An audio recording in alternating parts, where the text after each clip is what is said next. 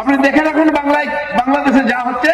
যদি মমতা ব্যানার্জি আর দুটো ইলেকশন এখানে জেতেন, তাহলে পশ্চিমবাংলায় ওই দৃশ্য দেখতে পাবেন।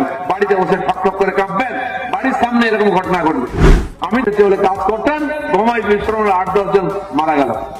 আর যে মালিক ড্যাং ড্যাং করে উড়িষ্যা চলে গেল, পুলিশ গায়ে হাত দিল না। এই যদি পরিস্থিতি হয়, আপনি বাড়িতে সুরক্ষিত নয়, রাস্তায় সুরক্ষিত নয়, আপনার ছেলে মেয়ের ভবিষ্যৎ সুরক্ষিত নয়, কিভাবে চলতে পারে? আজকে আপনারা দেখছেন আমাদের পাশের দেশ বাংলাদেশ, কি চলছে ওখানে, কি ভয়ঙ্কর ঘটনা ঘটছে।